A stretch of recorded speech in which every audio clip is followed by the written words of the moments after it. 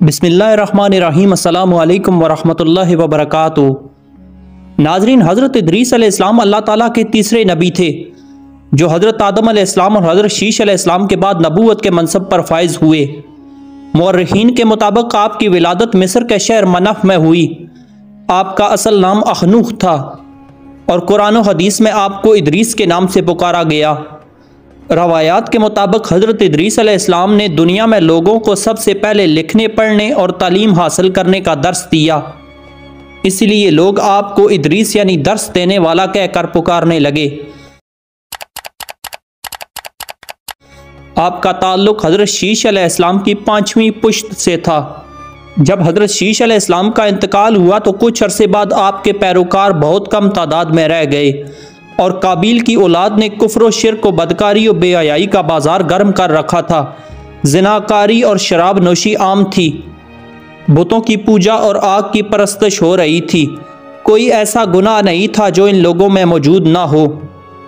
यही वो वक्त था जब अल्लाह ताला ने इस बिगड़ी हुई कौम की तरफ एक नबी माबूस करने का फ़ैसला फरमाया और इस अजीम मनसब के लिए हज़रत शीश अलैहिस्सलाम की नस्ल से ही हज़रत इदरीस अलैहिस्सलाम का इंतखाब फरमाया। नबूवत के मनसब पर फायज होते ही आपने अपनी कौम के लोगों में तबलीग का काम शुरू कर दिया। राय हदायत का ये दर्स और नेकी की बातें उन लोगों को बहुत नागवार गुजरती, चनाचे वो आपके दुश्मन हो गए। आप और आपके पैरोकारों को तरह तरह की अजियतें देने लगे, यहाँ तक कि हज़रत इदरीस अलैहिस्सलाम आपकी उन अजियतों से तंग आकर वहाँ से हिजरत करने का इरादा फरमाया। लेकिन बाबुल का ये इलाका सरसब्ज़ व शादाब इलाका था, इसलिए आपके पैरोकार वहाँ से हिजरत नहीं करना चाहते थे। लेकिन आप अलैहिस्सलाम के कहने पर वो लोग आमादा हो गए। हज़रत इदरीस अलैहिस्सलाम और उनके पैरोकारों ने बाबुल से मिस्र का रुख किया और दरियाए नील के किनारे आबाद हो गए, जो बाबुल से भी ज़्यादा सरसब्ज़ व शादाब इलाका था। हज़रत इदरीस ने यहाँ के लोगों में दर्स व तबलीग का काम जारी रखा। आप अलैहिस्सलाम उस वक्त लोगों में राय तमाम ज़बानों से वाकिफ़ थे और आवाम को उन्हीं की ज़बान में दर्स देते थे। हज़रत इदरीस अलैहिस्सलाम वो पहले इंसान थे जिन्हें इल्म नजूम और हिसाब यानी कि मैथमेटिक्स का इल्म बतौर मौजज़ा अता किए गए। नीज़ सबसे पहले उन्होंने ही कलम से लिखना और कपड़ा सीना ईजाद किया। आप अलैहिस्सलाम से पहले लोग अमूमन जानवरों की खाल लबास के तौर पर इस्तेमाल किया करते थे। फिर ये कि सबसे पहले नाप तोल के तरीके भी आप ही ने मुतारफ़ करवाए और असलिया भी आप ही ने ईजाद किया। चूँकि आप अलैहिस्सलाम के दौर में बनु काबिल से बहुत ज़्यादा जंगें होती थी, इसीलिए आप अलैहिस्सलाम ने बहुत ज़्यादा असलिया तैयार करवाया।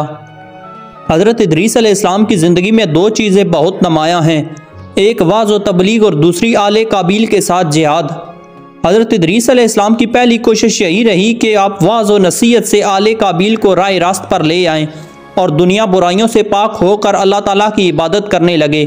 लेकिन शैतान ने उन लोगों को पूरी तरह अपनी गिरफ्त में ले लिया था।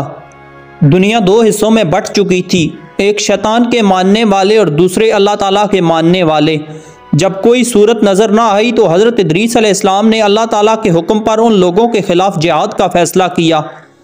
उन्होंने अल्लाह और उसके पैगम्बर पर ईमान रखने वाले नौजवानों की एक जमात के साथ मिलकर आले काबिल के साथ जिहाद किया, जिसमें अल्लाह ताला ने उन्हें कामयाबी अता फरमाई और बहुत से लोग दीन हक की जानब राग़ब हो गए। हज़रत इदरीस अलैहिस्सलाम ने 365 साल उम्र पाई। उलमा व मुवर्रिखीन और बहुत से ताबईन का कौल है कि हज़रत इदरीस अलैहिस्सलाम को ज़िंदा आसमानों पर उठा लिया गया और जन्नत और दोज़ख की सैर करवाई गई, जहाँ चौथे आसमान पर आप अलैहिस्सलाम की रूह कब्ज़ कर ली गई, जहाँ रसूलुल्लाह सल्लल्लाहु अलैहि वसल्लम ने मेराज की रात आप अलैहिस्सलाम से मुलाकात की। नाजरीन, अगर आपको हमारी ये वीडियो पसंद आई हो तो वीडियो को लाइक और चैनल को सब्सक्राइब ज़रूर से कर देना। अपना बहुत सारा ख्याल रखिएगा, साथ हमारे इस चैनल का भी। अल्लाह हाफिज़।